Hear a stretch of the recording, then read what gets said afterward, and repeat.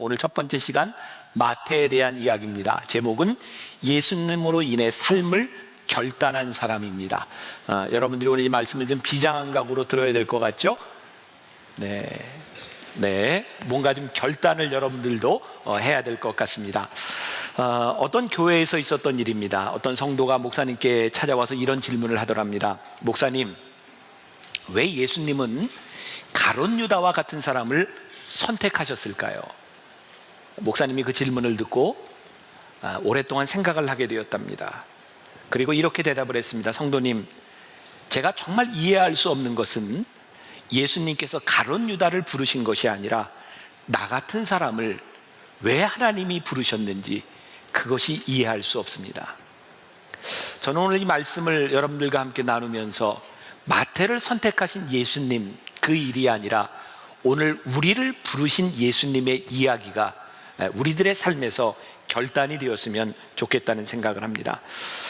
주님께서 누군가를 부르실 때 주님이 부르신 그 사람의 인생은 새롭게 변화되기 시작합니다. 우리는 종종 부르심에 대하여 자격에 대한 이야기를 합니다. 자격이 있을까? 혹은 우리는 부르심에 대하여 장소를 이야기하기도 합니다. 내가 부르심을 받는 장소는 어디일까? 그런데 예수님께서 부르시는 사람들은 자격이 있는 사람도 특별한 장소도 아니었던 것을 우리는 12번의 말씀을 통하여 깨닫게 될 것입니다. 우리가 잘 아는 부르심에 대한 이야기 가운데 하나가 출애굽기 3장에 나오고 있습니다. 유명한 모세를 부르신 모세의 소명장입니다. 하나님께서 모세야 부르셨던 그 자리는 모세가 하나님을 만나려고 갔던 자리가 아닙니다. 모세는 이전에 그랬던 것처럼 양을 치려고 호렙산에 올라갔습니다. 요즘 성지순례를 하면서 성지를 가면 빼놓지 않고 꼭 가고 싶은 장소 가운데 하나가 바로 모세가 부르심을 받았던 시내산입니다. 저희도 우리 교인들과 함께 갔을 때 한 번은 새벽에, 한 번은 오후에 올라간 적이 있어요. 새벽 2시에 출발을 해서 3시간 동안 열심히 올라가서 그 산 위에서 기도를 하고 해 뜨는 것을 보고 사진을 찍습니다. 근데 그 시내산에 올라가서 우리들이 사진을 찍고 이렇게 내려오지만 우리나라 설악산에 비교만 해도 시내산은 그렇게 볼 것이 있는 산이 아닙니다.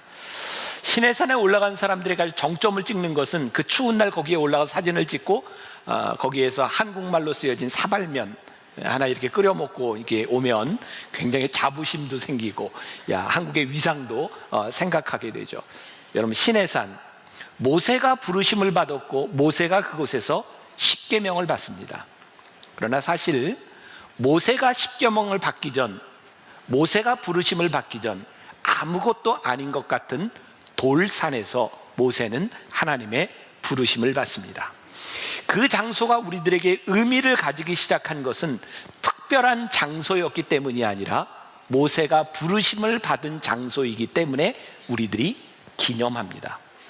저는 오늘 여러분들에게 정말 중요한 도전을 주고 싶은데, 우리의 인생 가운데서 우리를 부르셨던 그 장소, 우리들이 기억할 수 있는 부르심의 장소가 우리들에게 있는가? 오늘 마태라고 하는 사람을 예수님께서 부르셨어요. 그가 세금을 받고 있었던 그곳에서 주님이 불러주셨습니다. 오늘 우리가 읽은 본문 말씀 가운데는 이 마태라고 하는 사람의 이름이 레위라고 기록이 되어 있습니다. 마태가 기록한 마태복음에만 마태라고 하는 이름을 쓰고 있고 누가복음과 마가복음에는 레위라는 이름을 쓰고 있습니다. 하나도 이상할 것이 없습니다. 레위였던 세리 마태는 부르심을 받고 난 후에 마태로 이름이 바뀌게 됩니다. 마치 베드로의 이름이 바뀌었던 것처럼 부르심을 받은 사람은 이름이 바뀌어집니다. 마태라고 하는 이름의 뜻은 하나님의 선물이라는 뜻입니다. 얼마나 귀한 이름입니까? 마태가 부르심을 받고 그의 이름이 하나님의 선물로 바뀌었습니다. 여러분, 마태는 세리였습니다. 그는 그의 인생을 하나님의 선물로 느낄 만큼 귀중한 존재가 아니었습니다. 오늘 우리가 읽은 본문 말씀 27절과 28절에 보니까 그 후에 예수께서 나가사 레위라 하는 세리가 세관에 앉아 있는 것을 보시고, 오늘 여기까지 말씀이 이해가 되시죠? 세관에 앉아 있는 것을 보시고 나를 따르라 하시니 그가 모든 것을 버리고 일어나 따르니라. 여기서 여러분들이 주목해야 될 단어 가운데 하나가 모든 것이라는 말입니다. 조금 이따 더 설명을 하겠지만 마태에게 있어서 그가 모든 것을 버리고 떠나갔다고 하는 것은 다른 제자와는 조금 더 다른 차원의 의미를 가지고 있는 것이기도 합니다. 마태의 직업이 뭐였다고요? 세리였습니다. 우리가 참 많이 들었습니다. 성경 안에서 이 세리라고 하는 것은 죄인과 동일시되는 그런 단어입니다. 왜일까요? 당시 이스라엘은 로마의 속국이었고 세리는 세금을 걷어서 로마에다가 갖다 바칩니다. 그런데 이 세리는 당연히 바쳐야 될 돈만 거두는 것이 아니라 얼마를 더 거두냐에 따라서 로마에게 주는 것 말고 나머지는 자기가 착복을 하게 되어 있는 겁니다. 그래서 세리들은 이스라엘 사람들에게 있어서 자기 것을 갈취해가는 사람이라고 하는 의미였고, 그들은 거짓말을 일삼는 사람 혹은 비도덕적인 사람이었습니다. 우리나라 일제강점기를 한번 생각해 보세요. 우리들이 치를 떠는 사람들 가운데 하나가 일제의 앞잡이가 되었던 경찰 아닙니까? 아마 우리 역사에 남아있는 노독술이라고 하는 사람, 여러분들 암살이라고 하는 영화를 보셨죠? 거기에 보면 염석진이라고 하는 사람이 나오는데 그 사람을 이렇게 되게 좀 비슷하게 묘사한 것 같아요. 염석진이라고 하는 사람이 처음에 독립운동가였으나 그가 고문을 당하면서 그의 인생이 바뀌죠. 배신합니다. 참 신기하죠? 사람이 한번 배신하고 나니까 얼마나 더 잔인하게 나빠질 수 있는지를 보여줍니다. 여러분, 이 세리라고 하는 것이 어느 날 자기의 삶의 명예를 포기하고 내가 돈을 모으고 살겠다는 거예요. 내 가정을 위해서 돈을 모으겠다, 명예를 포기하고 나면 그 사람이 얼마나 나빠질 수 있는지 돈을 모으는 일에 전심전력하게 되죠. 멸시를 받는 것을 돈으로 보상받겠다고 살아가고 생각하는 세리들의 삶이 얼마나 피폐했겠습니까? 그런데 우리 주님께서는 그 세리를 부르셨어요. 성경의 세리는 어떤 사람과 같이 나오냐면 세리와 창기들, 그래서 죄인을 이야기할 때 세리와 창기들이라고 하는 말이 등장합니다. 몸을 파는 창녀들은 몸을 팔아서 돈을 법니다. 세리들은 자기의 영혼을 팔아서 돈을 법니다. 그것이 하나님 앞에 옳지 않다고 하는 죄인의 대명사가 되었던 사람들. 그런데 예수님이 그 세리를 부르셨어요. 이것이 무슨 의미일까요? 예수님께서 세리를 부르신 이 사건 30절 이하에 나와 있는 바리새인과 그들의 서기관들이 그 제자들을 비방하여 이르되 너희가 어찌하여 세리와 죄인과 함께 먹고 마시느냐, 예수님께서 세리를 부르심으로 인하여 문제를 일으키셨어요. 저는 우리들의 삶에 사명으로 산다는 것은 필연적으로 우리들의 삶에 갈등과 문제를 일으키는 일이라고 생각해요. 여러분들에게 묻고 싶은 것 중에 하나가 예수님께서 사명자로 사시며 이 세상에 갈등을 유발하셨던, 우리들이 주님의 사명자로 산다면 우리들에게서 어떤 갈등이 일어나고 있는가? 예수님께서 마태를 부르신 이 사건을 통하여 우리들이 깨닫는 것 중에 하나가 예수님께서 누군가의 인생을 부르시면 그의 인생이 바뀌어진다는 사실입니다. 또 예수님께서 그 사명을 다하셨을 때 예수님은 그 사명으로 인하여 어려움을 당하고 계셨다는 거예요. 오늘 30절에 보니까 종교 율법 지도자들과 그리고 율법에 박식했던 바리새인들이 예수님이 하시는 일을 듣고 이해할 수가 없는 거예요. 여러분, 율법 학자들과 종교는, 잘 들으세요, 늘 자격에 대해서 묻습니다. 만일 우리 교회에서 우리 교인들이 언제부터인가 저 사람이 자격이 있어? 라고 말하는 사람이 되었다면 우리는 율법적인 사람이 되어버린 것입니다. 여러분, 우리 교회에서 섬기고 봉사하는 사람들 중에 처음부터 자격이 있었던 사람이 누가 있습니까? 우리 주님께서는 누군가를 부르실 때 그 사람의 자격을 물으시는 것이 아니라 그 사람의 변화를 보시는 분인데, 언제부터인가 우리들이 자격을 묻고 있다면 우리는 율법적이 돼버린 것일지도 몰라요. 예수님께서 나를 따르라 라고 명령하셨을 때 이 마태가 순종합니다. 그가 욕된 자리에서 복된 자리로 그의 삶이 바뀌어지게 됩니다.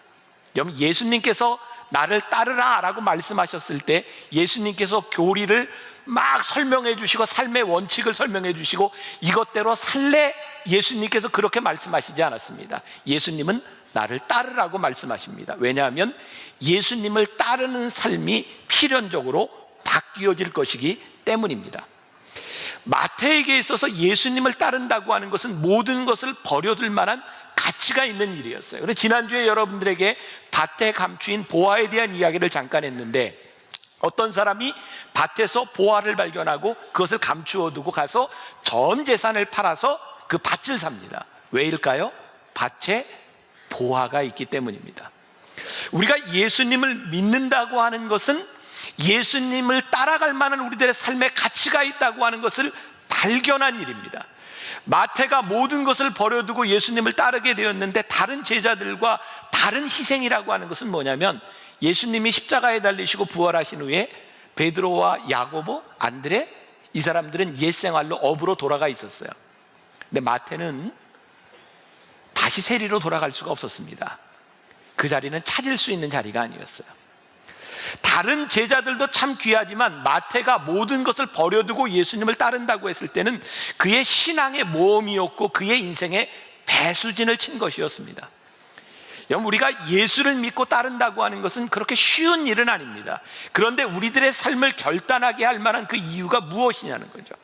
윌리엄 페더라고 하는 사람의 글에 이런 이야기가 있습니다. 여러분 들어보셨을 거예요. 많이 인용하는 이야기인데, 미국의 어떤 아이가 길을 가다가 길거리에서 $5짜리 지폐를 줍습니다. 이 아이는 그때부터 땅을 바라보고 삽니다. 뭔가를 주술 수 있다는 거죠. 근데 이 아이가 평생 그렇게 땅을 바라보며 주운 것들, 이렇게 기록에 나와 있습니다. 이 아이가 평생 주운 단추의 숫자가 29,519개, 이 아이가 평생 주운 머리핀의 숫자가 54,172개. 이게 얼마나 정확한 숫자인지는 모르겠지만 그 아이는 수천 개의 동전을 줍고 돈을 줍습니다. 근데 이 아이는 잃어버린 것이 있습니다. 평생을 푸른 하늘을 바라보지 못하고 삽니다. 아름다운 꽃을 바라보지 못하고 삽니다. 주변에 지저귀는 새 소리도 듣지 못하고 삽니다. 봄날의 따스한 향기도 맡아본 적이 없이 삽니다. 이 아이가 평생을 주스며 얻은 것은 구부러진 등이었습니다. 저는 오늘 이런 질문을 우리들에게 던져야 될 것 같아요. 우리들이 무엇을 바라보고 무엇을 얻고 살아가느냐는 거예요. 여러분들이 바라보고 살아가는 것을 여러분들이 얻습니다. 여러분들의 영혼의 가치를 둔 것을 여러분들은 얻습니다. 그런데 그것을 얻었을 때 내 인생에 정말 가치 있는 일이라고 우리들이 말할 수 있는가? 예수님께서 마태를 향해서 나를 좇으라 라고 말씀하셨습니다. 예수님은 네가 나를 믿어라 라고 말씀하신 것이 아니라 네가 나를 좇으라 라고 말씀하십니다. 우리들은 주님을 믿는다고 고백합니다. 그런데 믿는다는 고백에서 끝나는 것이 아니라 우리가 주님을 믿기 위하여 우리들이 어떻게 일어섰느냐는 거예요. 시편 1편에 보면 복 있는 자에 대한 이야기가 나오죠. 복 있는 사람은 악인의 길을 따르지 아니하며 죄인의 길에 서지 아니하며 오만한 자들의 자리에 앉지 아니한다. 복 있는 사람은 복 있는 자가 앉아야 될 자리를 알기 때문에 자리를 일어나서 그 자리를 옮기는 겁니다. 여러분, 우리의 자리가 과거의 자리가 될 수 있도록 일어서야 하는 것입니다. 그리고 우리가 서 있는 이 자리가 미래의 자리가 될 수 있도록 살아가야 되는 것입니다. 그래서 우리들이 주님을 믿는다고 했을 때는 우리들의 삶에 과거가 있어야 돼요. 내가 이렇게 살았던 과거가 있고 내가 앞으로 살아가야 될 미래가 있을 때 우리는 주님을 따라 살아가기로 결단한 사람이라고 말할 수 있어요. 지난주에 여러분들에게 말씀드렸던 설교의 제목이 예수님을 믿는 것은 뭐라 그랬어요? 저를 무척 당황케 하시는군요. 여러분들이 예수님을 믿는 것은 우리들의 삶에 뭐라고요? 혁명입니다 그랬어요. 여러분, 우리의 삶의 자리를 일으키는 것만큼 혁명적인 일이 어디 있을까요? 저는 여러분들이 예수를 믿음으로 인하여 제가 오늘 설교하는 이 자리에서 우리들의 삶의 혁명이 일어났는가? 저는 제일 비겁한 말 가운데 하나가 살만해 라는 말이라는 생각이 들었어요. 제가 오늘 이 말씀을 가지고 어머니 기도실에 기도하면서 제가 메모를 했어요. 우리 인생의 가장 비겁한 말, 살만해. 혹시 여러분들이 내가 이 정도면 살만해 라고 여러분들이 인생을 살아간다면 우리는 정말 비겁한 인생을 사는 거예요.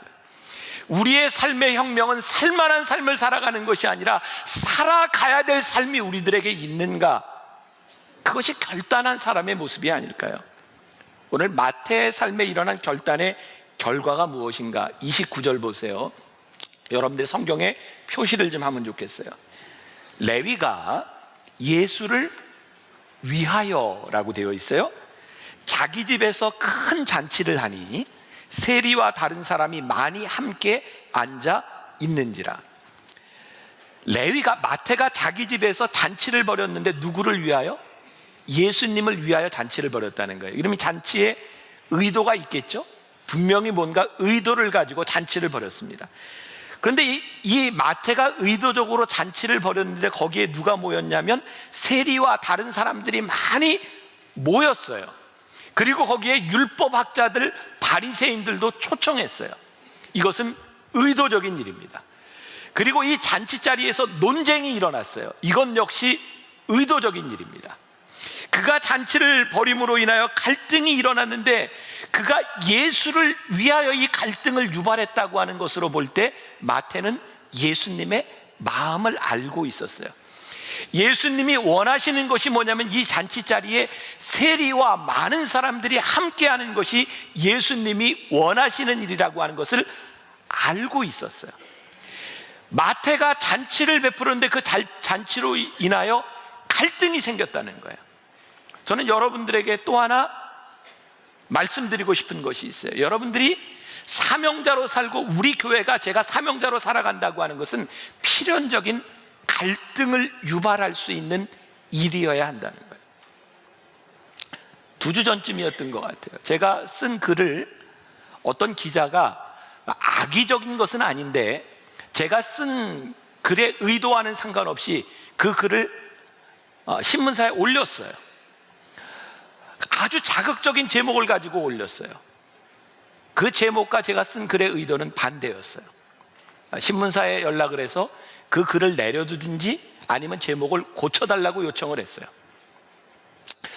저도 요즘은 말을 하는 것이나 글을 쓰는 것이 참 조심스럽습니다. 어디에나 다 드러나기 때문입니다. 제 아내가 저한테 뭐라고 이야기를 합니다. 왜 인생을 그렇게 힘들게 사냐고, 왜 논쟁의 중심에 서려고 하냐고, 제발 그렇게 하지 말라고. 제가 그 이야기를 듣고 곰곰이 생각해 보았습니다. 나는 어떻게 살아야지? 우리는 인생을 쉽게 살 수도 있습니다. 논쟁을 유발하지 않거나 갈등을 유발하지 않을 수도 있습니다. 그런데 갈등과 논쟁을 유발하지 않기 위해서 사는 것은 하나님이 나를 부르신 일은 아니라는 생각이 들어요. 여러분, 제가 하는 일과 여러분들이 하는 모든 일들이 옳다라고 하는 것이 아닙니다. 그러나 한 가지 분명한 것은 우리들이 하는 일이 부르심이 사명이라는 것이 분명해질 때면 우리들이 갈등을 무서워하기 때문에 사명을 저버려서는 안 된다는 일이에요. 여러분, 마태가 잔치를 벌임으로 인하여 갈등이 유발됐어요. 근데 여러분들 생각해 보세요. 마태가 지금 예수님과 바리새인들 사이에 논쟁이 일어나는 것을 바라보면서 내가 왜 이런 짓을 했을까 후회하고 있을까요? 저는 제 마음에 그려지는 것은 마태가 무척 기뻐했을 것이라는 거예요.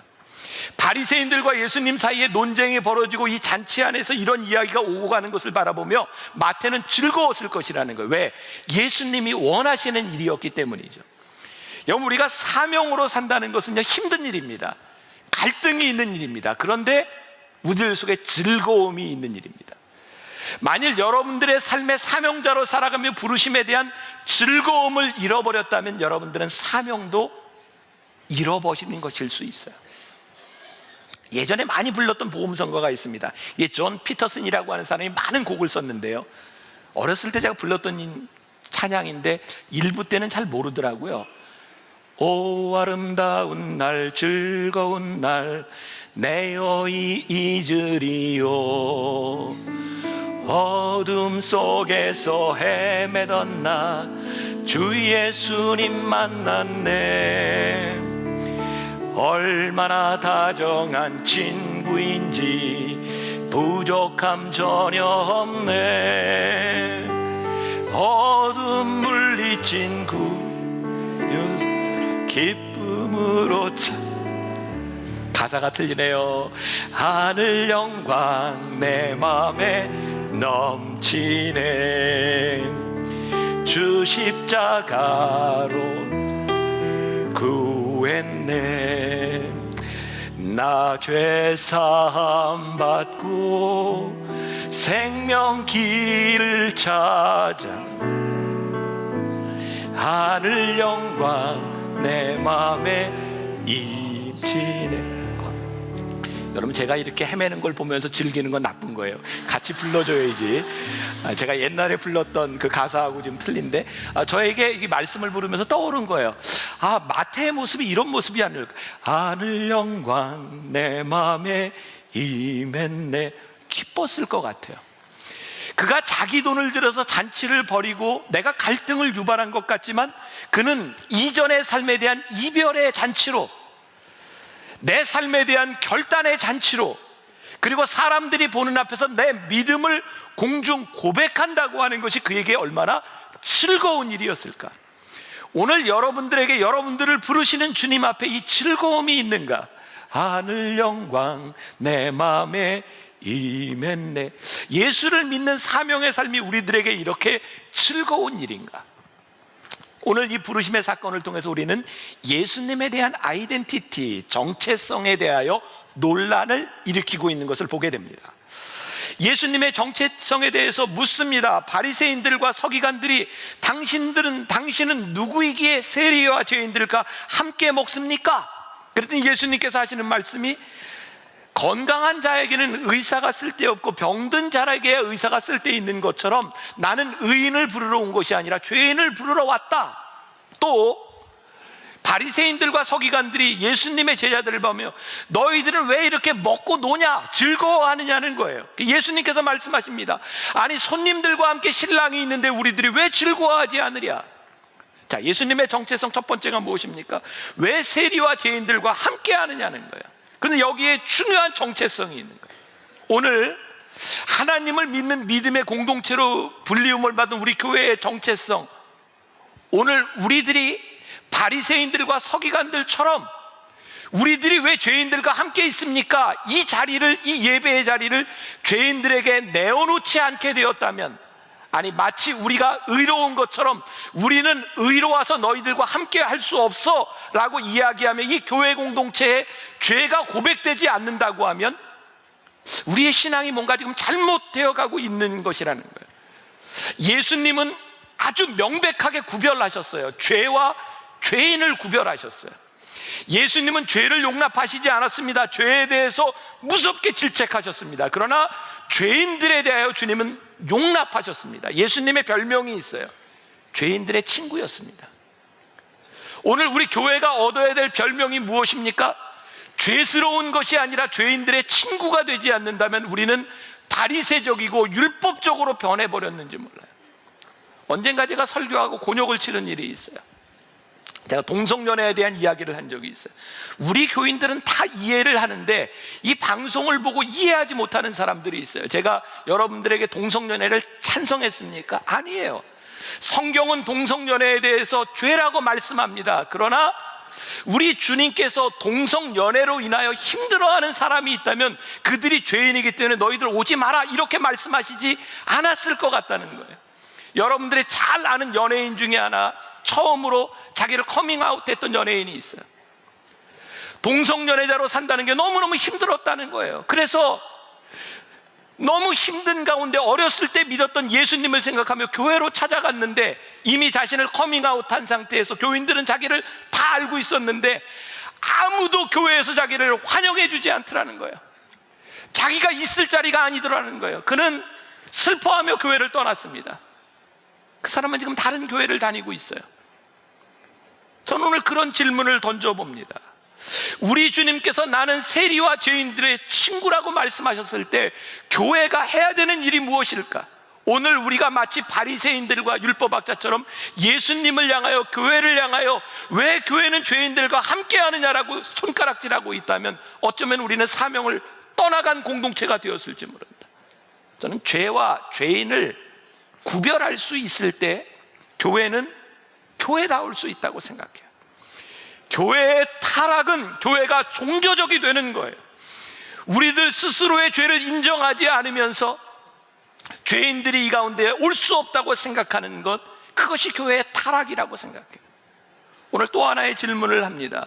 왜 예수님과 제자들은 먹고 마시는 겁니까? 바리새인들과 율법학자들은 신앙을 지키기 위해서 굉장히 금욕적인 생활을 했던 것 같아요. 그들은 금식도 자주 했어요. 근데 굉장히 중요한 것이 있습니다. 예수님께서 무섭게 질책하셨던 것 중에 하나가 그들이 율법을 지키며 금식하는 사람들인데 금식하는 티를 내는 사람들이었어요. 왜? 금식을 하면 티를 내려면 어떻게 해야 될까? 금식하고 힘든 척을 해야 돼요. 얼굴도 좀 씻지 말아야 돼요. 금식하고 힘들어. 그럼 사람들이 아는 거예요. 예수님이 그거 외식하는 자라 그랬어요. 우리가 금식을 하는데 힘들게 금식하는 것이 아니라 금식하는데 기쁨이 있어야 된다는 거예요. 내가 주님을 믿는데 기쁨으로 금식해야 그것이 의미가 있는 일이지, 우리를 극기하며 금욕적으로 살아가는데 신앙의 의미가 있는 것이 아니라는 거예요. 우리가 예수를 믿는 것이 사명자로 살아간다는 것이, 우리들이 기도한다는 것이 지겨운 노동이 아니라 억지로 해야 되는 일이 아니라 우리들에게 기쁨이 되어야 된다는 거예요. 왜? 주님이 우리와 함께 하시기 때문이죠. 그런데 이 바리새인들과 율법학자들은 그것을 이해하지 못했다는 거예요. 마태는 예수님을 따르고 난 후에 그는 예수님을 위하여 잔치를 벌입니다. 우리들의 삶에 잔치가 벌어지는 것, 이것이 얼마나 귀한 일인가. 지금 하버드 대학에 지금 이제 은퇴를 했죠. 신학자로 세속도시라는 책을 쓴 유명한 하비 콕스라는 사람이 있습니다. 그는 그 세속도시에서 이런 예언을 합니다. 앞으로 기독교는 붕괴될 것이다. 붕괴의 이유는 과학이 발달되고 산업화가 되기 때문이 아니라 기독교 내부에서부터 문제가 일어날 것이다. 이 하비 콕스는 Fire from Heaven이라고 하는 우리 한국교회의 부흥을 보면서 놀라운 책을 쓰기도 한 사람입니다. 지난주에 여러분들에게 소개해드렸던 왜 교회는 예수님의 세족식을 왜곡했을까에 보면 이 하비 콕스에 대한 이야기가 나와요. 하비 콕스가 하루는 그리스도인들 가운데 의사나 이런 치료사나 굉장히 이렇게 지적인 사람들을 한 600명쯤 모인 자리에서 설교를 하게 되었답니다.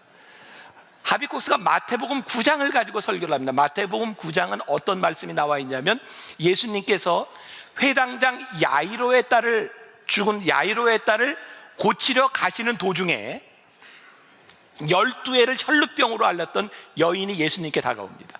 예수님 주위에는 많은 군중들이 있었고요, 이 여인이 예수님께 감히 다가갈 수 없는 상황에서 예수님의 옷자락을 만졌습니다. 그리고 예수님이 말씀하시죠. 누가 나를 만졌느냐?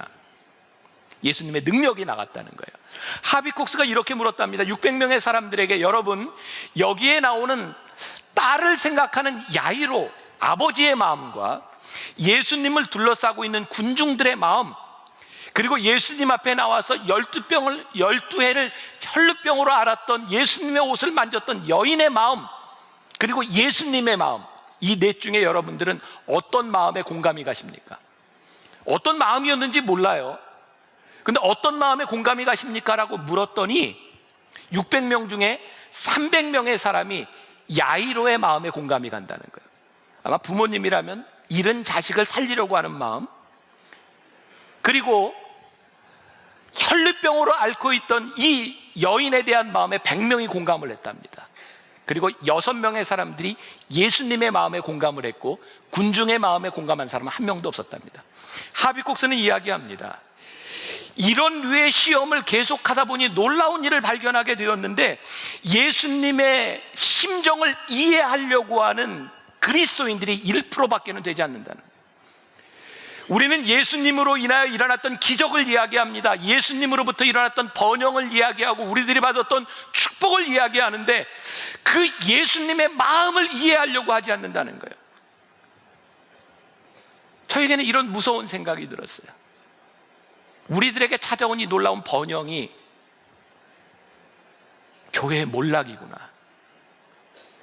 예수님의 놀라운 기적을 바라보며 예수님을 둘러쌌던 수없이 많은 군중들의 마음이 예수님의 마음을 알지 못할 때 예수님을 따라다니지만 예수님과 얼마나 다를 수 있는지를, 오늘 우리들의 중요한, 우리를 부르신 가운데서 마태의 위대한 결단은 그가 예수님의 마음을 알았다는 거예요. 그가 예수님의 마음을 알므로 인하여 그가 잔치를 베풀었다는 거예요. 누구를 위하여? 예수님을 위하여. 알렉산더 화이트라고 하는 사람은 마태에 대해서 이런 이야기를 합니다. 마태가 예수님을 따라 나서면서 그는 과거 직업으로부터 딱 두 가지를 가지고 왔다. 잉크와 펜. 여러분, 마태, 마가, 누가, 요한복음, 사복음서 중에 마태복음의 특징 중에 하나는 유난히 돈에 대한 이야기가 잘 기록되어 있다는 거예요. 세금에 대한 이야기, 돈에 대한 이야기, 예수님의 비유를 잘 기록했습니다. 근데 예수님께서 마태를 쓰신 것은 그의 펜과 잉크뿐이 아니었습니다. 그의 과거의 경험과 지식을 쓰셨어요. 마태는 돈에 대한 이야기를 마태복음에서 잘 기록하고 있습니다.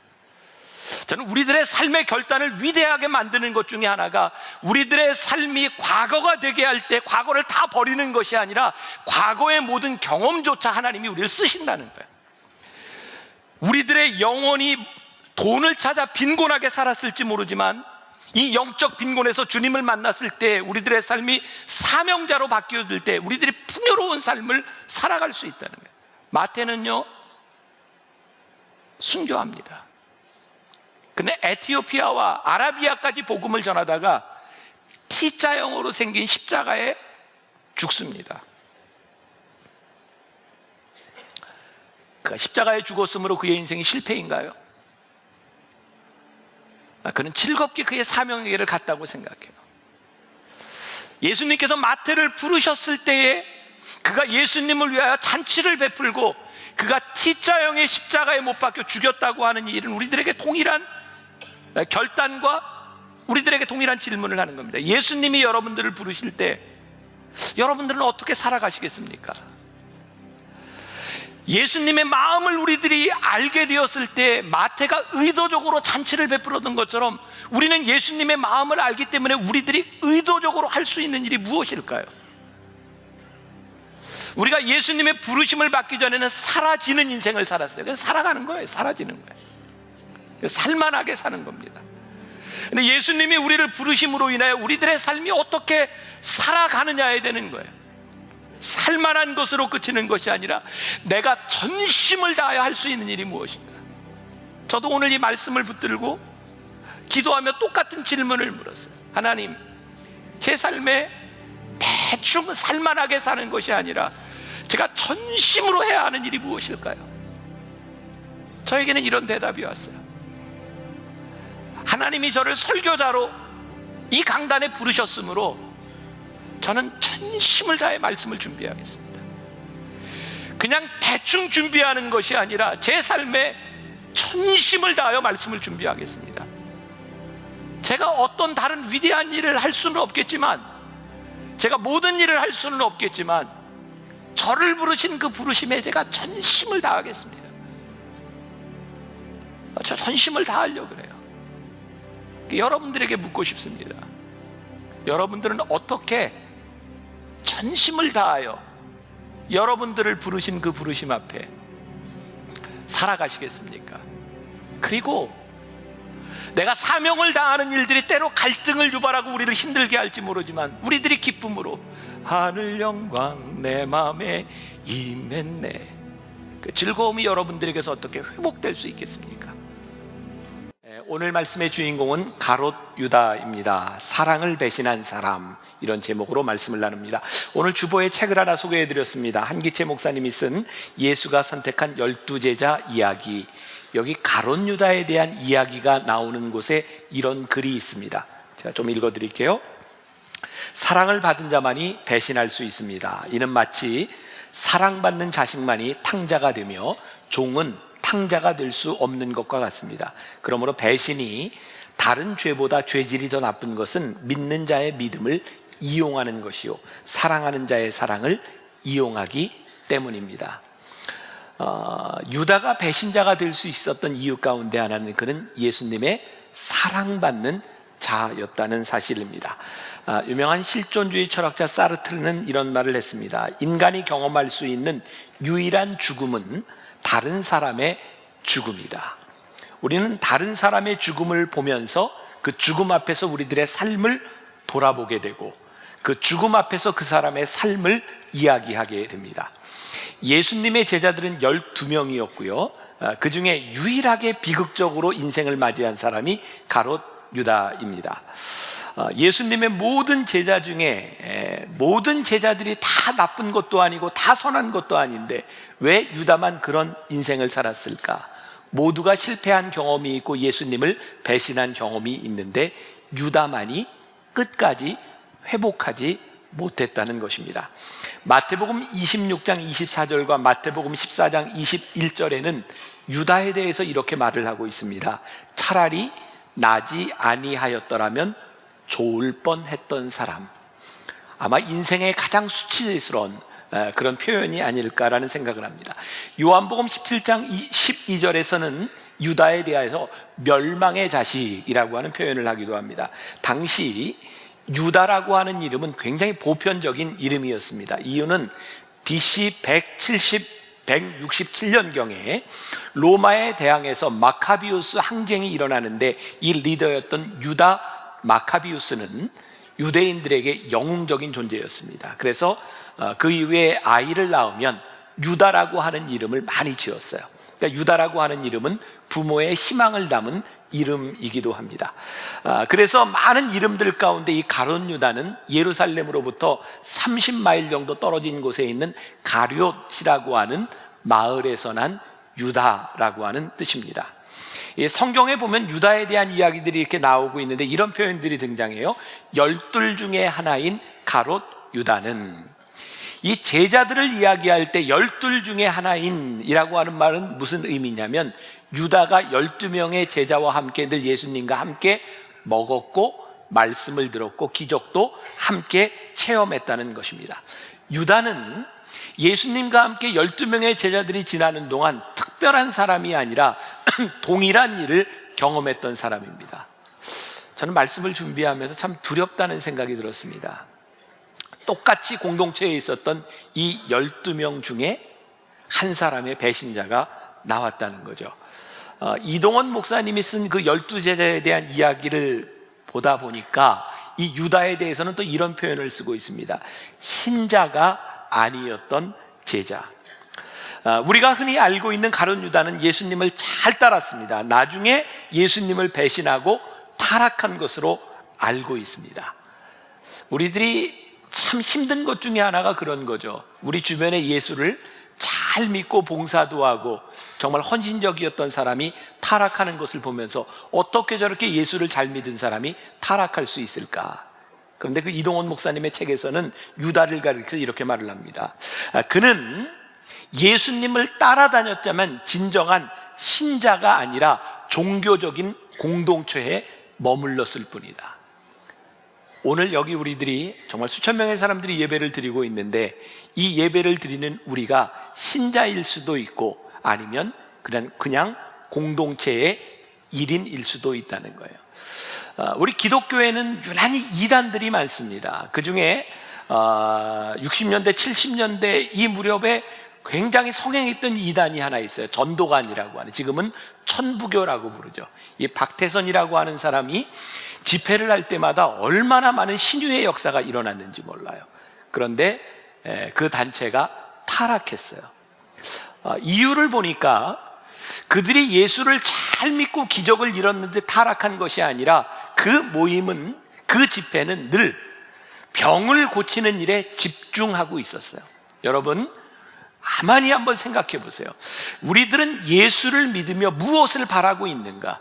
그들이 예수를 믿으며 병 낫기만을 원했을 때 그들이 쉽게 타락할 수 있었듯이 우리들이 예수를 믿으면서 그 예수를 믿는 것이 우리들의 비즈니스가 잘 되고 사업이 잘 되고 예수를 믿음으로 내 자식이 잘 되고 예수를 믿음으로 내가 일정한 부분의 명예를 얻고자 한다면 우리는 역시 잘못된 동기에서 예수님을 따를 뿐만 아니라 예수님을 따르기는 하지만 신자는 아닐 수 있다는 거예요. 레오나르도 다빈치에 대한 여러 가지 일화가 있습니다. 그 중에 하나 잘 알려진 이야기죠. 시실리안 성당에 벽화를 그릴 때 그 레오나르도 다빈치는 예수님의 그 얼굴을 그리기 위해서 12살의 예수님의 얼굴을 그리기 위해서 모델을 찾습니다. 그리고 예수님의 얼굴을 그려요. 20년 후가 지났을 때 그 성당에 거룩한 주간이라고 하는 제목으로 또 벽화를 그리게 되는데 유다를 그려야 하는데 모델을 찾을 수가 없었어요. 그래서 레오나르도 다빈치는 유다의 모델을 찾기 위해서 길거리를 지나가다가 술 주정뱅이가 된 한 사람을 보죠. 그리고 당신이 내 그림의 모델이 되어줄 수 있냐고. 근데 그 모델이, 그 거지가 레오나르도 다빈치에게 이야기합니다. 당신은 저를 기억하지 못할지 모르지만 저는 당신을 기억합니다. 20년 전 제가 당신의 모델이었습니다. 그는 예수님의 얼굴을 그렸던 모델이었어요. 그럼 참 흥미롭지 않습니까? 우리 속에 천사와 악마, 천국과 지옥이 동시에 가능성을 가지고 있다는 것이 참 무섭다는 생각이 듭니다. 그럼 레오나르도 다빈치가 또 최후의 만찬이라고 하는 그림을 그렸는데 그 그림의 모티브는 마태복음 26장 21절입니다. 예수님께서 만찬을 베푸시고 제자들에게 이야기합니다. 너희 중에 한 사람이 나를 팔리라. 그 최후의 만찬 그림에 보면 그 예수님을 바라보는 제자들이 12명의 모습이 나와 있습니다. 제자들이 이렇게 말합니다. 혹시 저입니까? 너희 중에 하나가 나를 팔리라 라고 하는 말을 듣고 제자들이 두려웠습니다. 왜냐하면 그들은 자신의 약함을 알았기 때문입니다. 여러분, 오늘 정말 무서운 이야기인데 오늘 여러분들이 예배를 드리고 나가며 한 주간을 살아가며 여러분들 중에 예수를 팔 자가 있습니다. 우리들이 예수를 판다고 하는 것, 예수님이, 우리들이 예수를 주로 모시지 아니하고 종교인이 되어서 우리들이 신앙생활을 하면서 우리들이 나가서 예수를 팔 수 있는 가능성이 있다는 겁니다. 혹시 저입니까? 유다에게 있어서 가장 불행한 것은 그는 예수님을 따라다니며 그가 변하지 않았다는 겁니다. 처음에는 오해했을지도 몰라요. 근데 예수님은 3년 동안 계속해서 제자들에게 말씀하셨어요. 오늘 이 종료주일로 드리는 이날 예수님께서는 예루살렘에 입성하셨어요. 십자가를 지시기 위해 예루살렘에 입성했는데 예루살렘 성 안에 있던 사람들이 예수님을 바라보며 환호합니다. 호산나 호산나 다윗의 자손이요. 유다뿐만 아니라 예수님의 제자들의 가슴이 뛰었을 겁니다. 야, 이거 뭔가 세상이 변하나 보다, 사람들이 정말 예수님을 왕으로 세우나 보다, 확 뒤집어지나 보다, 그런 기대를 걸고 있는데 며칠이 지나며 그런 기대가 깨어지기 시작하는 겁니다. 예수님은 점점 십자가를 향해 가는 겁니다. 그런데 가만히 생각해 보면 예수님이 이 일주일 사이에 변하신 것이 아니라 끊임없이 제자들에게 말씀하셨어요. 하나님의 나라는 이런 것이니라. 하나님께서는 힘으로 이 세상을 바꾸는 것이 아니니라. 자기를 부인해야 되느니라. 그런데 아무리 이야기를 들어도 제자들은 변하지 않습니다. 특히 유다는 이 마지막 순환주간에 예수님이 말씀하시는 것을 도저히 받아들일 수가 없었어요. 이유가 무엇일까요?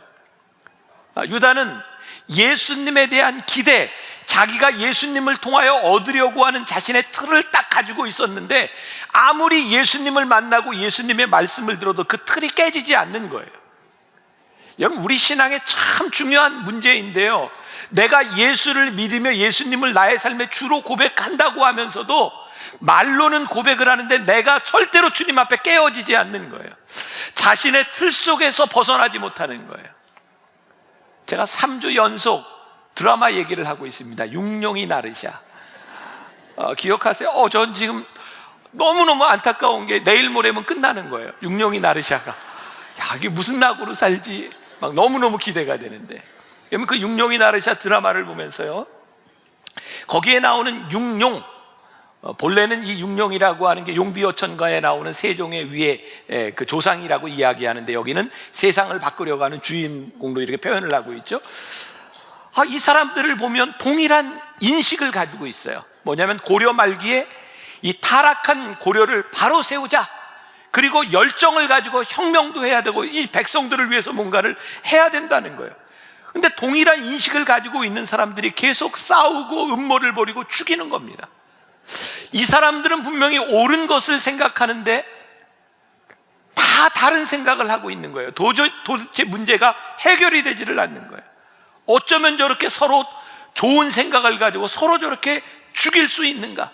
거기에 나오는 정도전이라는 인물, 이방원이라고 하는 인물, 많은 사람 나오죠. 하륜, 정몽주, 정말 훌륭한 사람들인데 이 드라마를 보면서 저는 굉장히 이제 흥미있게 보는 게 단순한 재미가 아니라 이 드라마가 전하고자 하는 메시지와 이 작가가 말하는 대사 하나하나가 너무너무 좋은 거예요. 우리는 누구도 다 정당하다고 옳다고 이야기할 수 없어요. 그들은 단지 옳다고 생각하는 방식을 자신의 방식대로 끝까지 밀고 나가는 겁니다. 그래서 똑같이 옳은 일을 생각하는데 이 사람이 죽어야 되는 거예요. 저는 우리들이 살아가면서 저는 옳은 생각을 하는 것이 참 옳다고 생각했거든요. 그런데 우리의 옳은 생각이 죄일 수 있다는 생각을 했어요. 유다가 옳지 않은 생각을 한 것이 아니라 그는 자기의 민족을 위하여 구하여 줄 수 있는 분, 그분이 예수님이라고 굳게 믿었고 이 세상을 뒤집어 엎어야 된다고 생각했어요. 그런데 그의 옳은 생각이 죄라는 거예요. 왜냐하면 그가 생각하는 그 틀 속에서 하나님의 뜻을 보지 못하고 하나님을 바꾸려고 하는 것이 그에게 죄였다는 거예요. 우리는 우리들의 삶을 이렇게 항변합니다. 이것은 옳은 일입니다. 그런데 하나님께서는 우리들에게 옳은 일을 하라고 우리를 부르신 것이 아니라 하나님의 뜻대로 살아가라고 우리를 부르셨어요. 왜? 우리의 옳음이란 절대적으로 옳은 것이 아니기 때문입니다. 하나님 앞에서 우리를 변화시키지 않으면, 하나님 앞에 우리들이 순종하지 않으면 우리가 생각하는 옳은 일을 위하여 우리가 얼마나 잔인하고 잘못될 수 있는가. 그 육룡이 나르샤에 나오는 그 대사 중에 그 이방원이 주인공이잖아요. 그죠? 네, 이방원의 연인 분이가 나옵니다. 그런데 아무튼 이 과정 가운데 그 대사가 참 멋진 게 나오는데, 그 정도전이 그런 얘기를 하죠. 이방원에게 내 속에 벌레가 있다.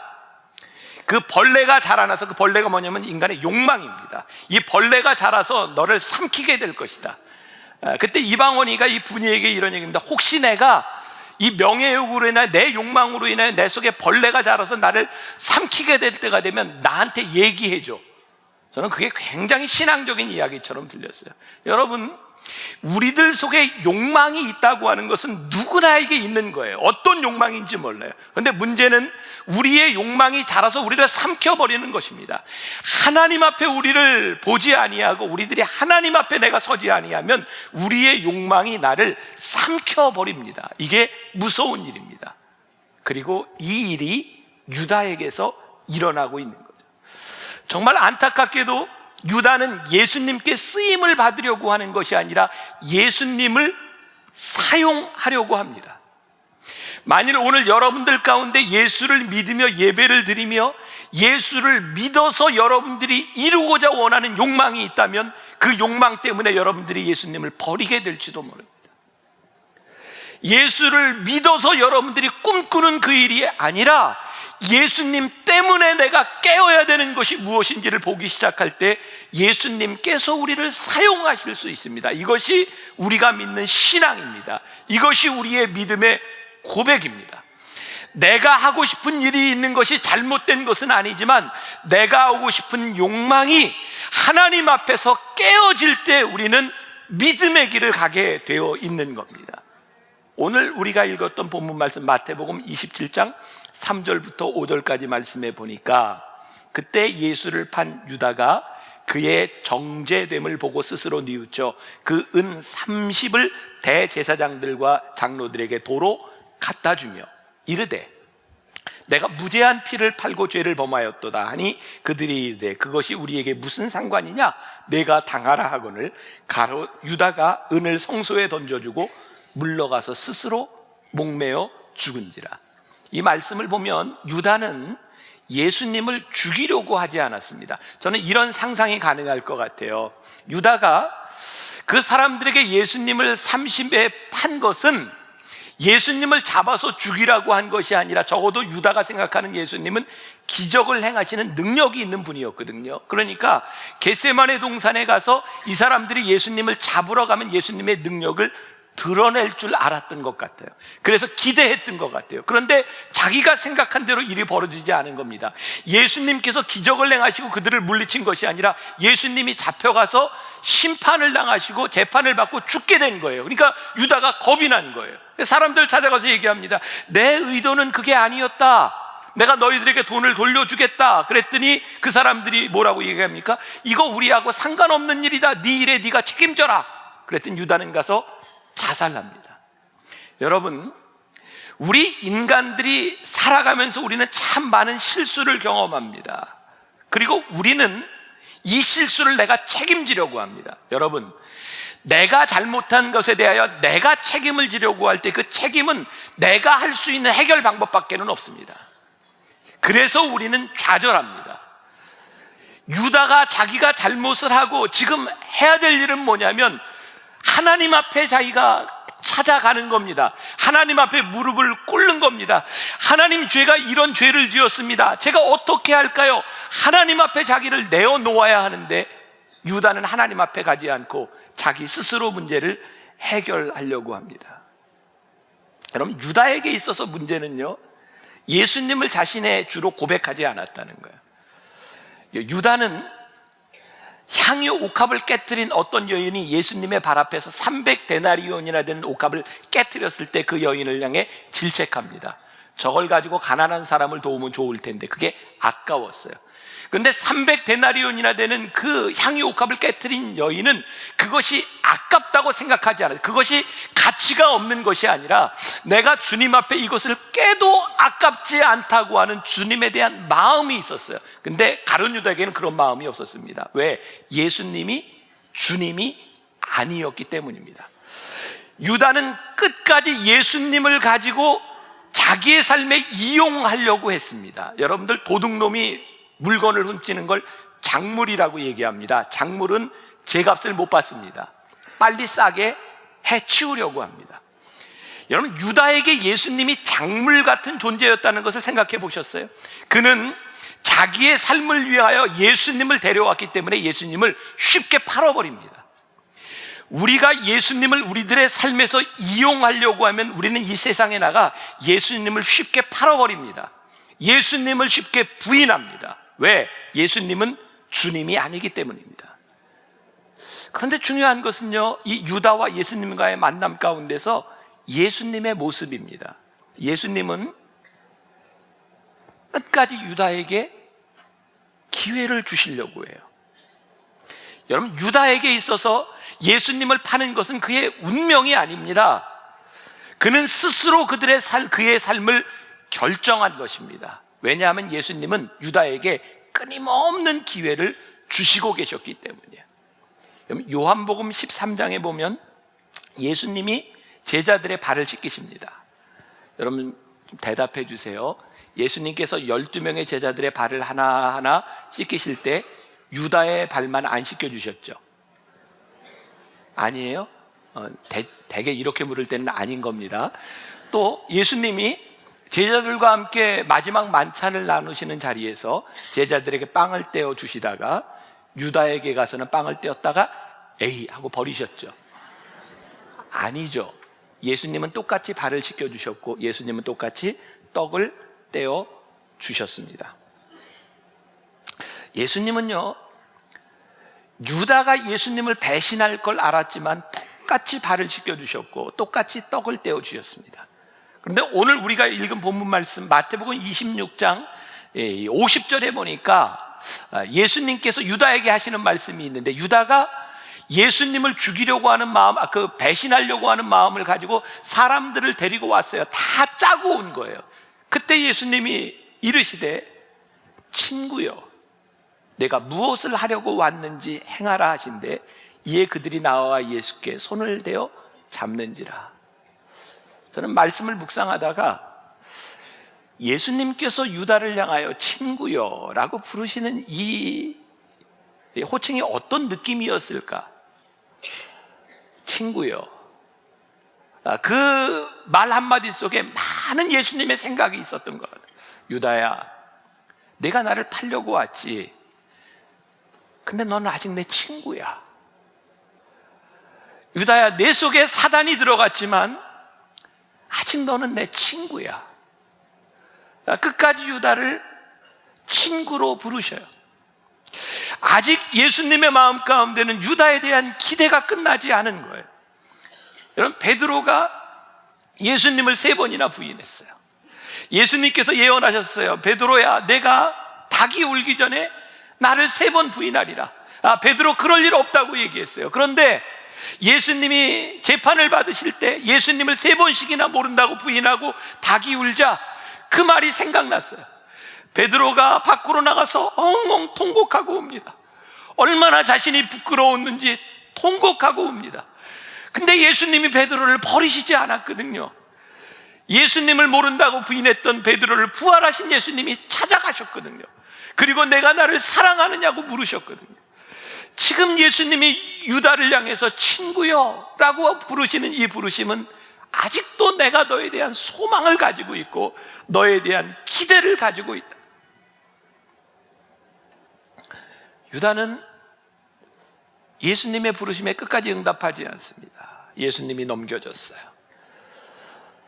예수님이 붙잡히시는 그것, 예수님이 십자가에 달리실지도 모른다는 것 때문에 유다는 당황했고 사람들을 찾아갑니다. 여러분, 유다와 돈을 나누었던, 계약을 했던 이 사람들은요, 유다가 찾아갔을 때 상관하지 않습니다. 내가 한 일이 내가 당하라. 이익을 가지고 만난 사람들은요, 자기의 이익에 반하면 쉽게 사람들을 버립니다. 그래서 우리는 이 세상에서 실수하고 상처를 받고 우리가 잘못한 일에 대해서 많은 어려움을 당합니다. 그런데 예수님은요, 유다를 끝까지 버리지 않으셨어요. 너는 끝까지 나와 상관 있는 친구야 라고 불러주셨어요. 여러분, 후회한 인생은요, 후회로 끝납니다. 근데 회개한 인생은 하나님의 은혜를 경험합니다. 유다는 자기가 한 일에 대하여 후회했지만 회개하지 않았습니다. 유다는 자기의 일을 후회하며 자기의 죄를 후회하며 이 일은 내가 해결해야 되겠다고 생각해요. 그래서 유다가 선택한 것이 무엇입니까? 자기 일에 책임을 지기 위하여 자살합니다. 목을 메어 죽었다라고 되어 있어요. 그런데 자살은 아무리 책임을 진다고 이야기해도 책임질 수 없는 도피입니다. 유다는 자기가 한 일에 대하여 책임지고 자살한다고 했지만 그 문제에 대하여 회피한 사람입니다. 오늘 이 예배를 드리고 있는 여러분들 가운데 혹시 자살을 생각하고 있는 분이 있는지 모르겠어요. 내 인생이 망가졌다고 생각하고 있는 분인지 모르겠어요. 내가 누구에게 피해를 주어서 너무너무 힘들게 만들었다고 생각하는 분이 있는지 모르겠어요. 그래서 내가 내 문제에 대하여 책임진다고 생각하고 목숨을 끊어야 된다고 생각하는 분이 있다면 그것은 책임이 아닙니다. 그것은 끝까지 도피일 뿐입니다. 오늘 유다에게 필요한 것은 하나님 앞에 가서 무릎을 꿇어야 되는 일이었어요. 하나님, 제가 한 일에 대하여 책임을 지겠습니다. 저를 도와주세요. 하나님 앞에 통곡해야 되는 일이었어요. 유다와 예수님 제자들과의 만남 가운데 제가 아까 세족식에 대한 이야기를 했는데 예수님이 십자가에 달리시기 전에 제자들의 발을 씻기기 위해서 세숫대야를 가지고 제자들 앞에 서셨어요. 제자들이 이야기하죠. 예수님 절대 안 됩니다. 예수님은 주요 선생이신데 어떻게 우리의 발을 닦겠습니까? 그랬더니 예수님이 뭐라고 말씀하세요? 내가 너희의 발을 닦지 않으면 너희는 나와 상관이 없느니라. 그랬더니 털 이렇게 또 나서기를 좋아하는 베드로가 예수님, 그러면 제 발뿐만 아니라 제 손과 머리도 씻겨주세요. 아주 베드로스럽죠? 그랬더니 예수님께서 이렇게 말씀하세요. 이미 목욕한 자는 발밖에 씻을 필요가 없느니라. 자, 여러분들 이 말씀을 우리가 깊이 생각해 볼 필요가 있어요. 예수님께서 제자들의 발을 씻기시는데 제자들이 이거 안 되는데 근데 내가 발 씻겨야 관계에 있어 그러더니 제 몸을 다 씻겨주세요. 아니, 목욕한 자는 그럴 필요가 없어. 이게 무슨 말일까요? 그러면 요한복음 1장 12절에 우리가 잘 아는 말씀이 있어요. 영접하는 자, 곧 그 이름을 믿는 자들에게는 하나님의 자녀가 되는 권세를 주셨으니. 이 말씀은 저는 이렇게 해석이 됩니다. 우리가 하나님을 영접하고 내가 예수님을 주로 고백하는 순간 우리는 목욕을 한 거예요. 그래서 그 다음부터는, 그러나 우리가 영접했다고 해서 우리들이 완전해지는 게 아닙니다. 영접하고 주님을 고백했지만 이 세상에 살아가면서 우리들은 죄 가운데 살아갑니다. 그래서 예수님께서 발을 씻겨주시는 거예요. 그래, 네가 목욕했고 영접을 했지만 내가 나와 관계가 있으려고 하면 너의 죄의 문제를 해결해야 돼. 내가 발을 닦아야 내가 나와 관계가 있어. 내가 영접하였고 내가 아들이라 불림을 받았는데 내가 이 세상 가운데 죄 가운데 살아가며 죄에 빠져 있으면 네가 나와 상관이 없어. 그러니까 영접한 것과 예수님과 상관이 되어 살아가는 것은 다른 차원의 문제인 거예요. 자, 그런데요, 문제는 뭐냐면 유다는 목욕한 사람이 아닌 거예요. 예수님을 따라다녔지만 그는 예수님을 주로 영접하지 않은 거예요. 그래서 예수님께서 유다의 발을 씻겨주셨지만 근본적인 문제가 해결이 안 되는 거예요. 저는 오늘 말씀을 묵상하면서 이런 생각을 합니다. 영접하지 않은 자들이 예수를 믿는다고, 예수님을 따라다닌다고 할 때 얼마나 쉽게 사단이 그 속에 들어갈 수 있는가. 우리가 예수님을 믿고 따른다고 하는 이 공동체에서 예수님을 나의 주로 고백하지 않으면 얼마나 우리들이 이 세상에서 쉽게 타락할 수 있는가. 그래서 우리들이 목욕한다고 하는 것, 영접한다고 하는 것은요, 우리들이 하나님 앞에서, 이 세상 앞에서 주님을 고백하는 거예요. 너희들이 입으로 시인하여 구원을 얻는 거예요. 너무너무 중요한 거예요. 오늘 여러분들 이 시간에 예배를 드리며 우리들이 입으로 공포해야 되는 거 있어요. 내가 예수님을 나의 주로 고백합니다. 제가 영접합니다. 그리고 여러분들이 세상에 나가 죄를 지을 수 있어요. 그때 우리는 발을 씻는 거예요. 주님, 저를 용서해 주세요. 그런데 우리들이 영접하지 않은 자들은 얼마나 쉽게 사단에게 속아 넘어갈 수 있고 우리들 속에 있는 사단으로 인하여 우리들이 얼마나 쉽게 죄를 지을 수 있는가. 오늘 또 제가 아주 중요한 이야기를 하나 하려고 합니다. 예수님께서 끝까지 유다에게 기회를 주셨다는 거예요. 자, 이 말은 무슨 이야기냐면 유다가 예수님을 판 것은 운명이 아닙니다. 종종 잘못된 이단 가운데 어떤 단체가 이렇게 가리킵니다. 예수님이 십자가에 달리심으로 하나님의 뜻을 이루는 것이었다면 누군가는 예수님을 팔아야 되는 것이 아니냐고.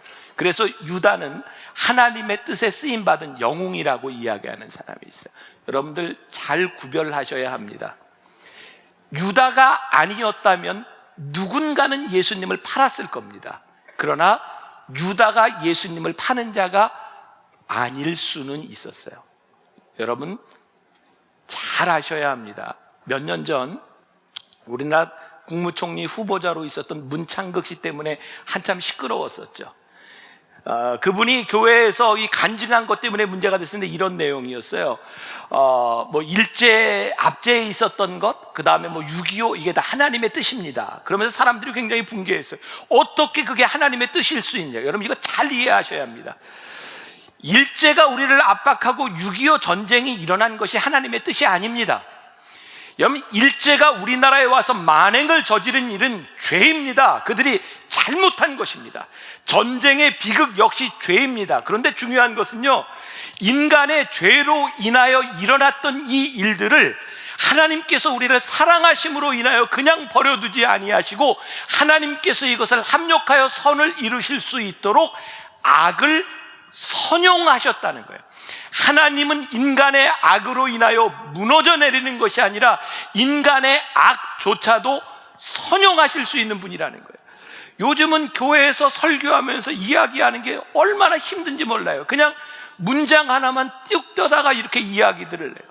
여러분 교회에서 세월호에 대한 이야기를 했을 때 벌써 몇 년이 지났지만 너무너무 힘들어하는 거예요. 여러분 어떻게 세월호가 터진 일이 하나님의 뜻을 이루기 위한 일이겠어요? 누군가가 잘못했고 악한 일이고 누군가가 죄를 지은 거예요.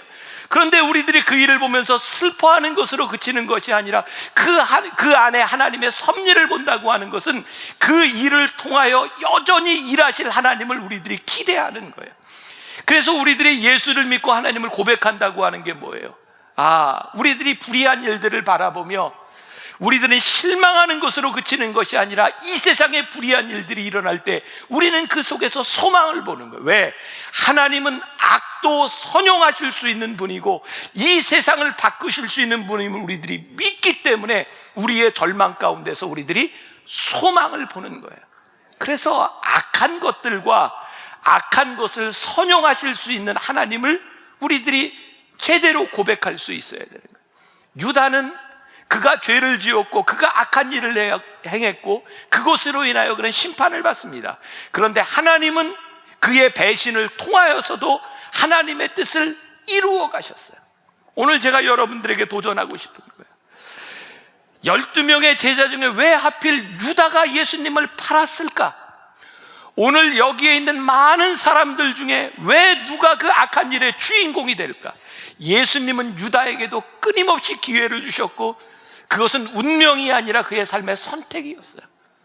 오늘 여러분들이 세상에 나가 살아가면서 여러분들이 예수님을 주라 고백할 때 여러분들의 삶이 유다와 같은 비극의 주인공이 아니라 유다의 비극을 극복할 수 있는, 예수님을 주로 고백할 수 있는 그런 삶을 우리들이 살아야 되지 않을까?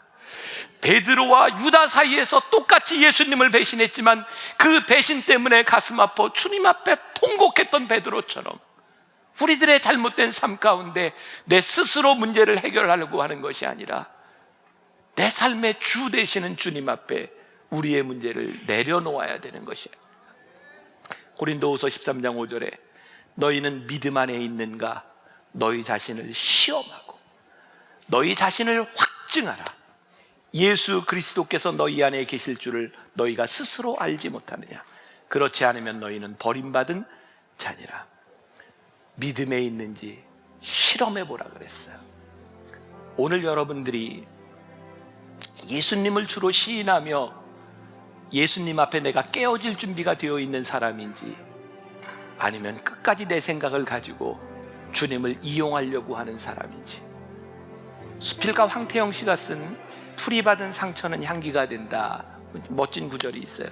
진짜 향나무와 가짜 향나무의 차이는 도끼에 찍히는 순간 나타난다.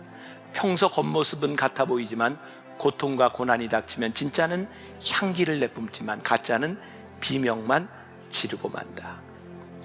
어쩌면 여러분들의 삶에 선택해야 되는 순간들이 있을지 몰라요. 여러분들의 삶에 결단의 순간들이 있을지 몰라요.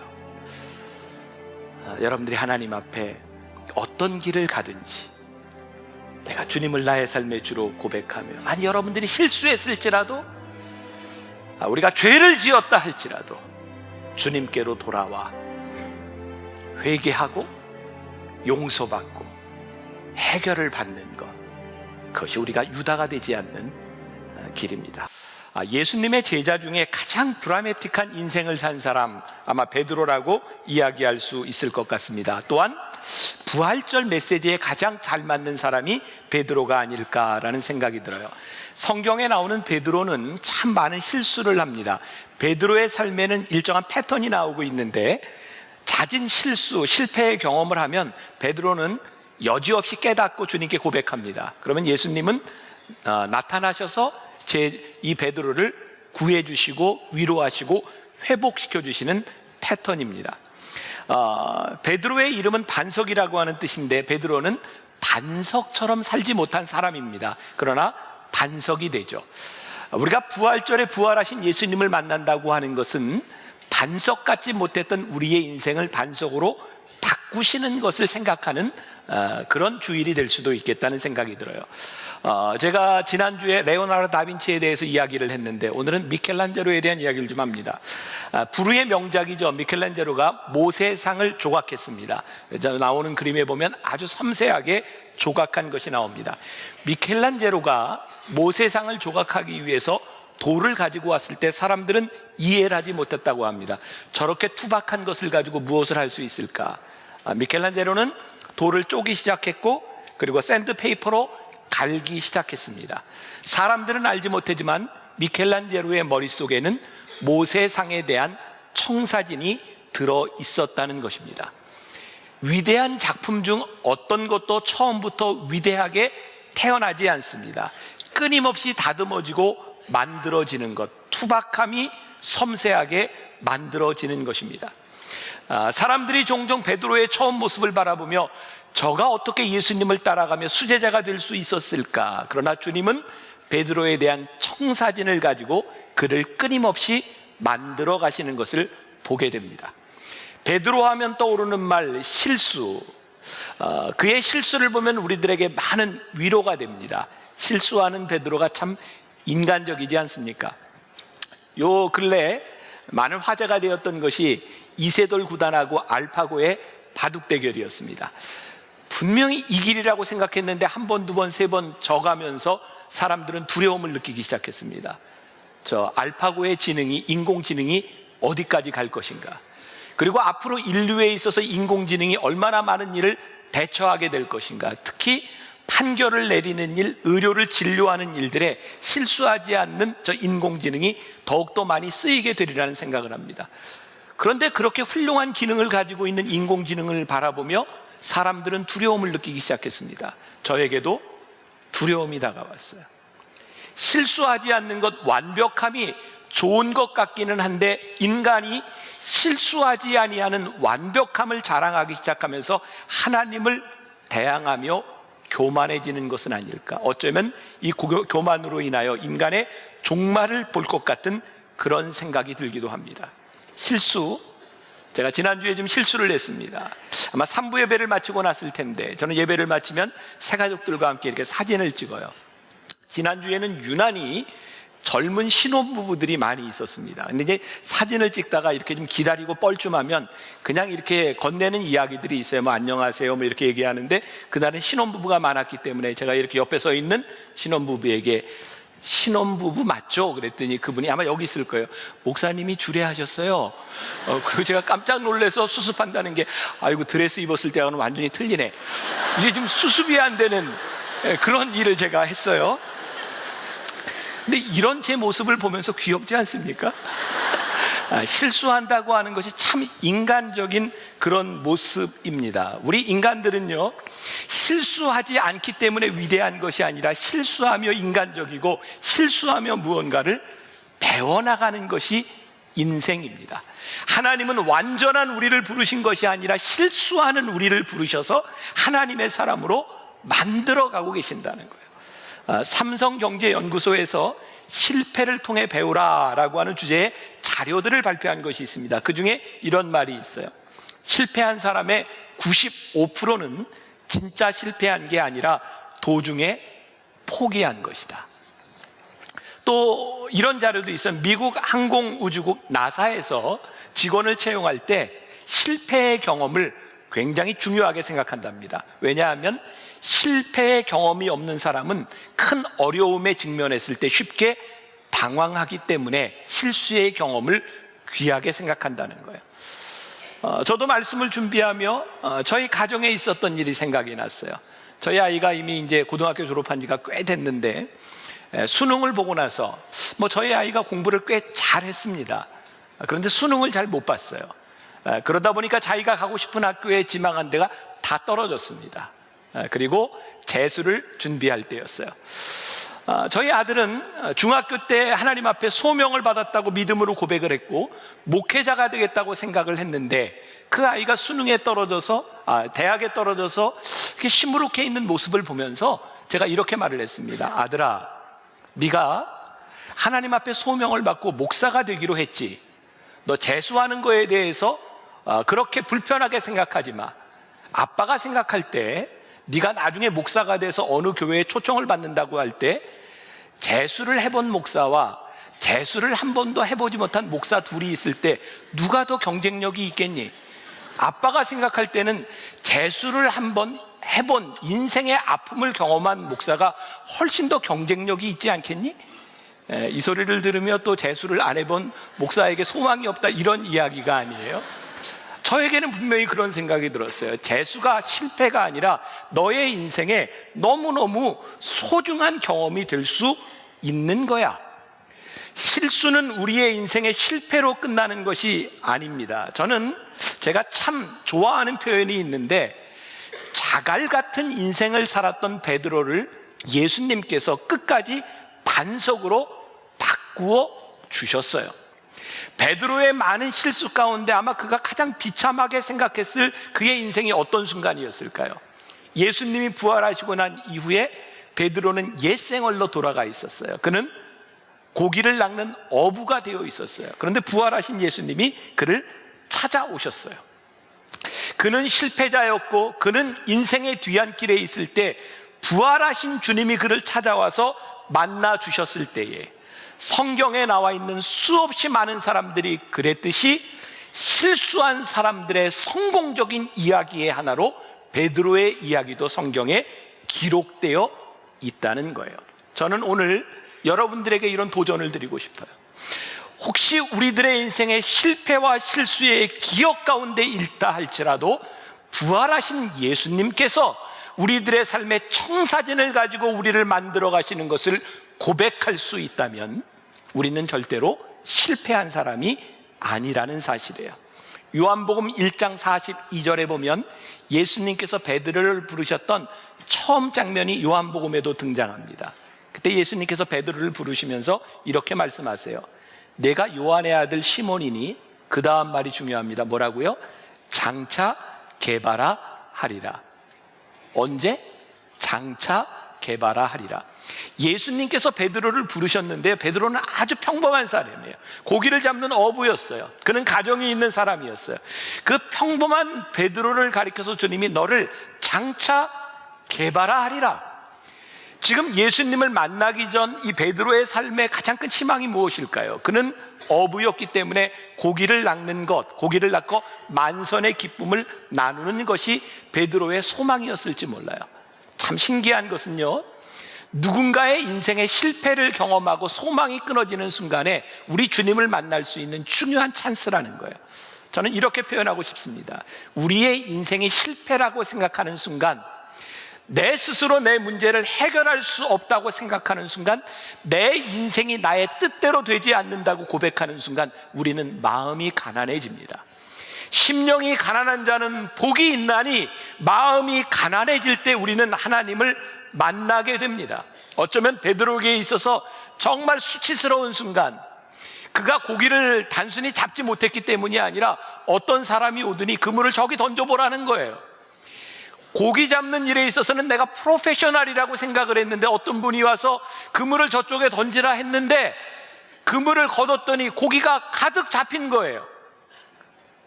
아마 굉장히 수치스러웠을 겁니다. 내가 프로페셔널이라고 생각했는데 자존심도 무너졌을 겁니다. 근데 그분이 말씀하시는 게 내가 너를 아는 것보다 내가 너를 더 잘 안다는 거예요. 누가복음 5장 8절에는 그 주님을 만났을 때 베드로가 첫 마디 한 것이 무슨 얘기냐면 주여 나를 떠나소서 나는 죄인이로소이다. 여러분 참 신기하죠? 나보다 나를 더 잘 아시는 그분 앞에서 베드로는 죄인일 수밖에 없는 거예요. 그의 자존심이 무너져 내렸는데 그것이 끝이 아니라 그는 자신을 바라보며 소망을 잃었는데 예수님을 바라보며 소망이 생긴 거예요. 이게 신앙의 역설입니다.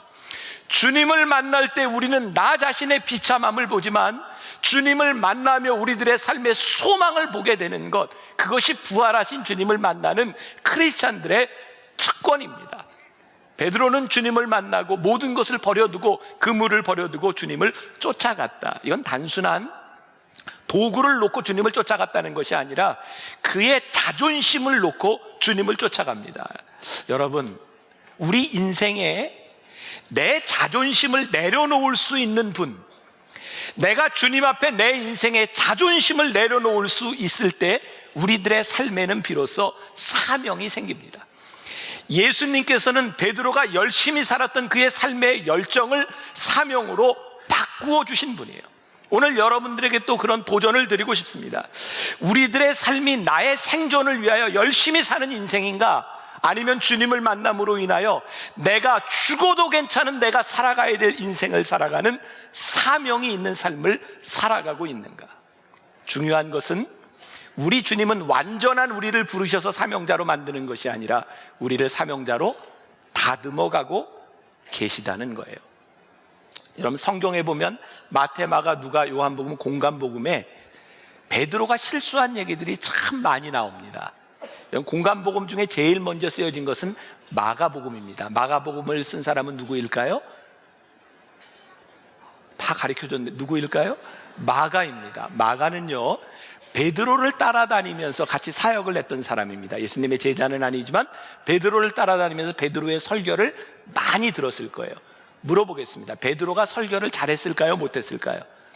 제가 보기엔 굉장히 잘했던 것 같습니다.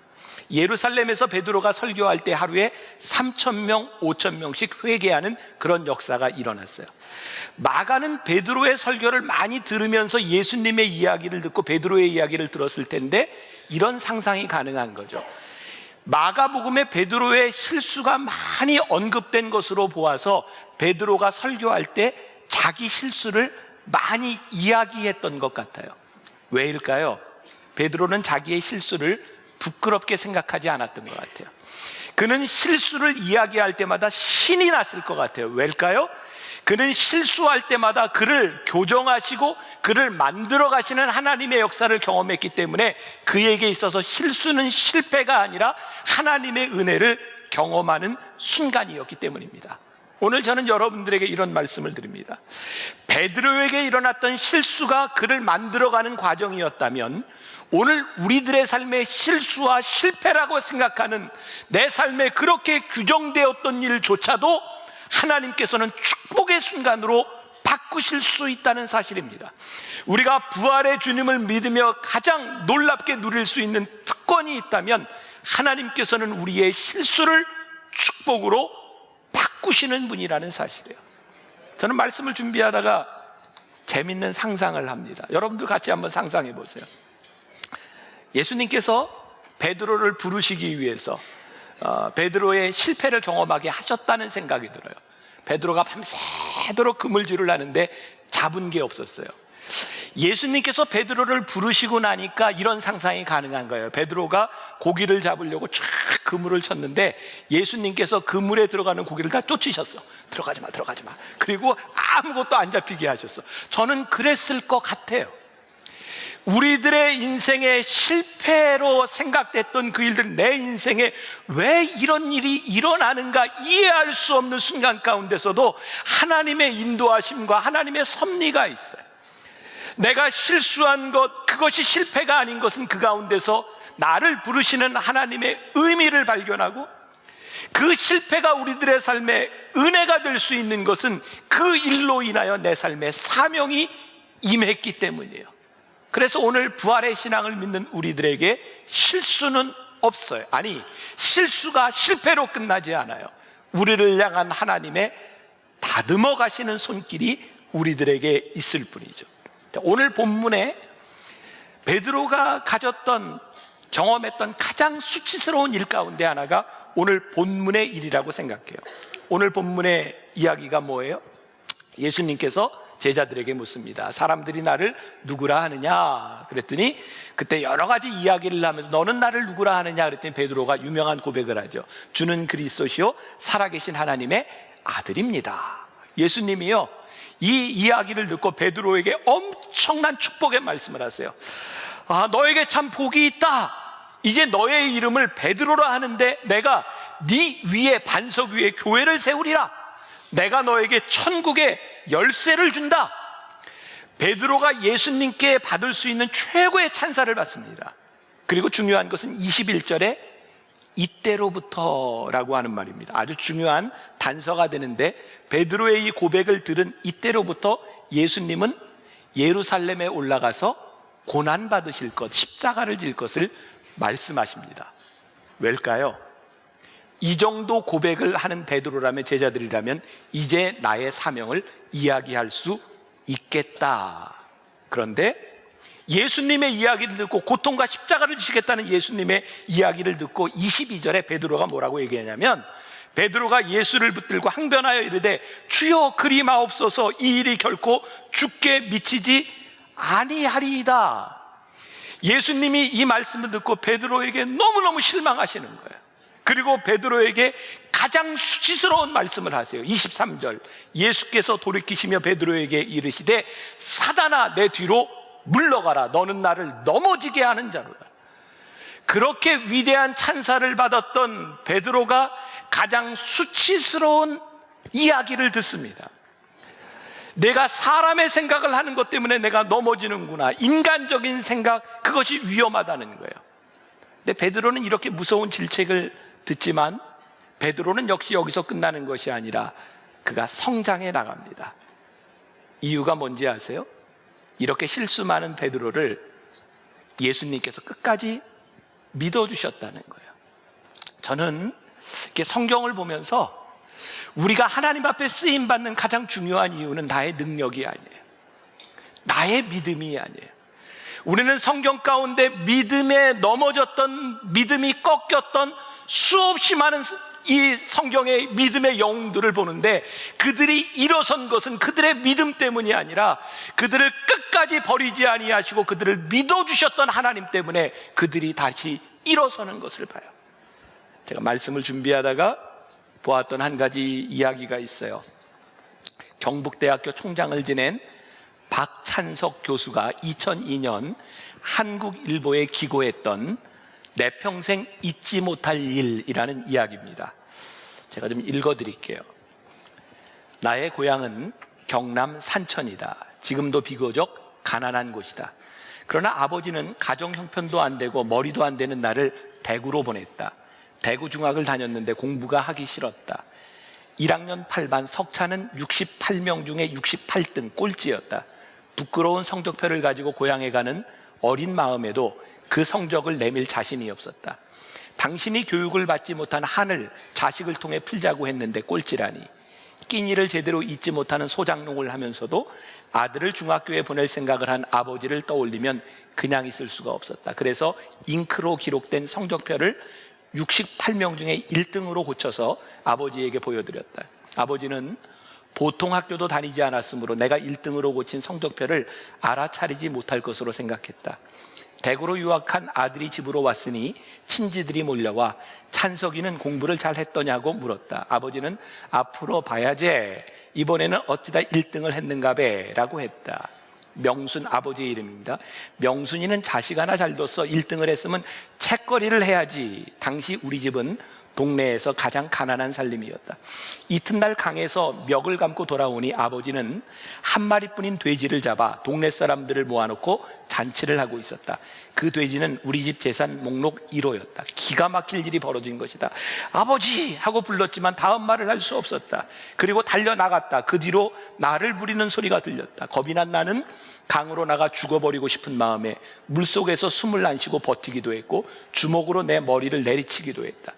충격적인 그 사건 이후 나는 달라졌다. 항상 그 일이 머리에 맴돌고 있었기 때문이다. 그로부터 17년 후 나는 대학 교수가 되었다. 그리고 나의 아들이 중학교에 입학했을 때, 그러니까 내 나이 45세 되던 어느 날 부모님 앞에 33년 전의 일을 사과하기 위해 어머니, 저 중학교 1학년 때 1등은요 하고 말을 시작하려 하는데 옆에서 담배를 피우시던 아버지가 알고 있었다. 그만해라. 네 아들 민우가 듣는다 라고 하셨다.